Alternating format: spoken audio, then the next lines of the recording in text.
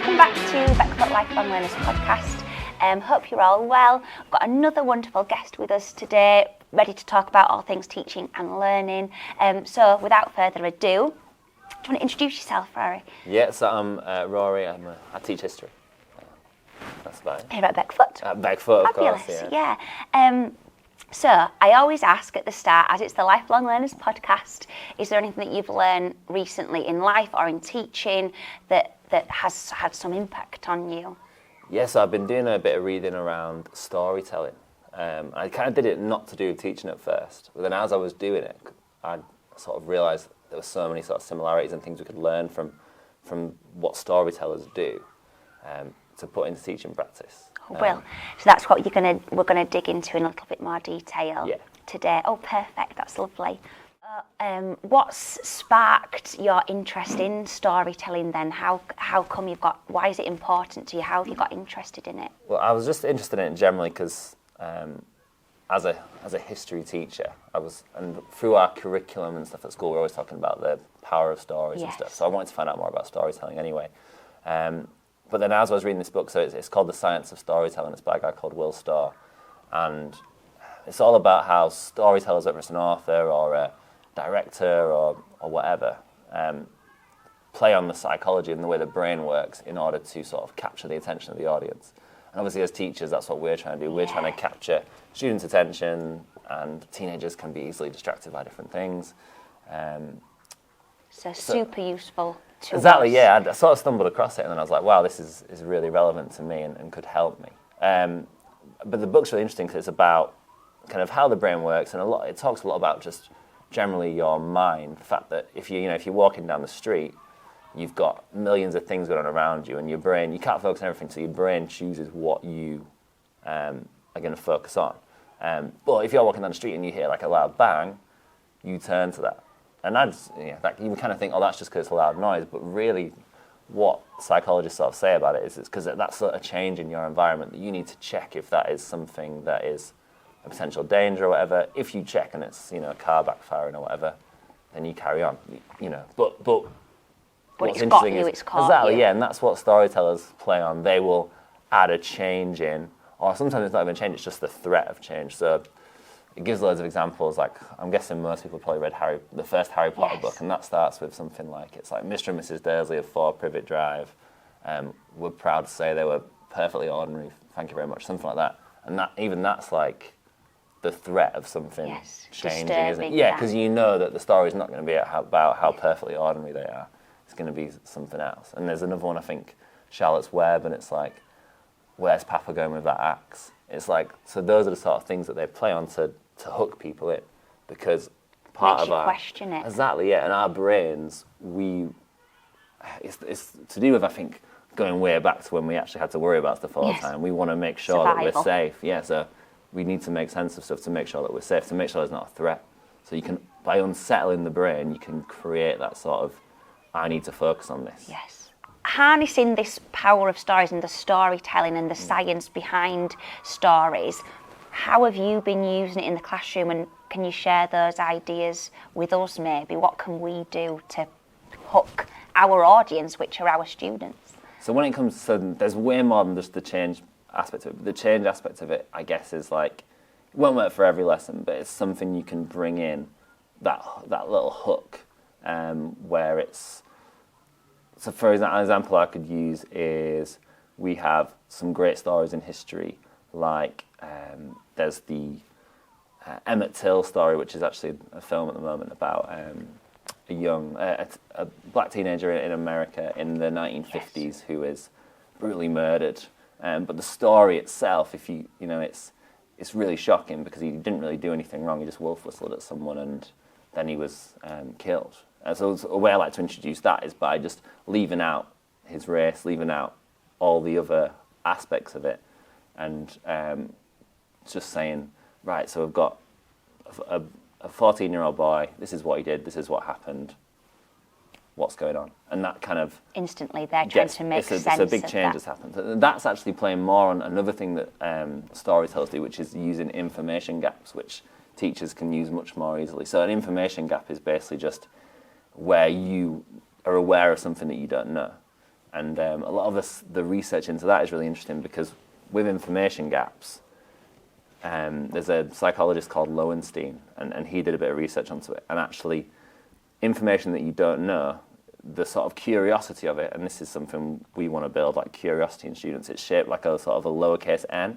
So if you know nothing about something, you're not curious because, I guess we'd talk about schemas, wouldn't you? So you don't have any schemas to hang on. Ignorant, exactly, yeah. So if I showed you something on the board to start the lesson that you know nothing about, then that information gap is everything, isn't it? So you don't have anything you're not even aware of it. A little overwhelming as but well. As you find out more, your curiosity is going to go up to a point where, like, you know just enough that you are really curious about it. You want to fill that information gap, okay? Because to satisfy your brain, because our brains are really naturally inquisitive.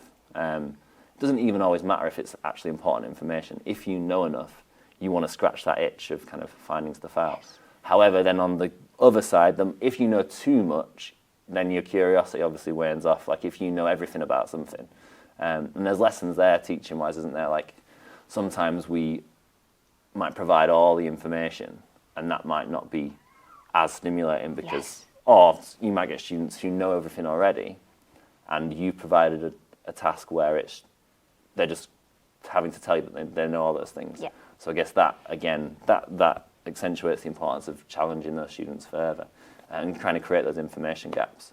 But one way I would use information gaps, for example, is pictures are great for it. So a good one that I use is when I'm teaching about the end of slavery in America. So there's a really good drawing or like a map of a plantation before and 20 years after slavery, and it starts off, the first map is just a farm, and then it says slave quarters or whatever, and then the next one is a map with loads of houses and all these different people, and it just says one before slavery, one after. And the information gap there is they're thinking, well, just because slavery's ended, why are all these people living here? Right. And if they can work out, well, they must be the people who were enslaved, why have they decided to go and live on the land of the person who enslaved them? Really promoting that inquisitive, like what can you maybe deduce from this? Exactly. I've covered a couple of history lessons, and that seems like a really fab bell task almost. Yeah. The picture on the board and the questions fire out. Or like, why is that happening? I think it was one about, I was doing women's suffrage the other day, and there was a question, and instantly it hooked them because they just had loads of questions about what was happening. Exactly. They know a little bit about it, but they want to sort of fill it in. Yeah, they could infer some things, but not. It just made the rest of the lesson flow because by the end of the lesson they could answer what they had at the start. Yeah, exactly. And if you can hook them with that starting element to it, then you can, all the other stuff that's going to come later in the lesson, the knowledge that you're going to pack in, they're going to want that to try and explain it. Because we want to automatically fill in this sort of cause and effect of things as well. It's another thing that this book sort of says. Psychologically, our brains are desperate to explain everything, so we want to know. And even if we don't have the information, we will create our own narratives that might be wrong. So that's where teachers come in to make sure that the narratives the students create around stuff are correct. Cool. But it's not just for history. I mean, you could use it. You can see I use it. I mean, it could start with a picture of a chemical reaction in science, or or whatever. I've done it with a rugby tackle, I think, or like a new sport that students hadn't done before, like showing them images of different things in the lesson and like how they could avoid that situation, and using past knowledge, I think, one of the things, like you say, to create their own narrative, like, they could judge, they could pass, and things like that. Perfect. So far, we've created curiosity, like you were saying, the importance of creating that curiosity to hook our students through creating the change and leaving the knowledge gaps. What other top tips as teachers did you take you can share with us from the book to help us in our practice? Yeah, so part of the book, like I say, is about the grabbing attention and stuff, but there's other elements in terms of how you can really make stuff memorable and what storytellers do to have an impact on the reader. And I guess, again, we can think about how can we impact students more with the way we present lessons. So a lot of it's around language. So even things as simple as like the order in which you put words. Right. So if you think about how you're presenting something, what storytellers do, for example, in a story, a kiss in a book or whatever, will say something like, James kissed Annie, rather than Annie was kissed by James, because then the reader imagines the person doing, I think it's called something like, it's something to do with like active grammar or something. So that's one thing. So even thinking about how we structure what we tell them is more logical, because then it makes more sense to the brain. You can picture it more. Other elements of that would be, there's a concept called show not tell. So rather than, from a storytelling perspective, rather than telling the reader that something is terrible or horrible, you describe it in a way that shows them, and they can make their own mind up. Okay, so the example in the book is like it goes through Mary Shelley's description of Frankenstein. She doesn't say like, oh, he's a horrible monster. She describes him, and then you get that image.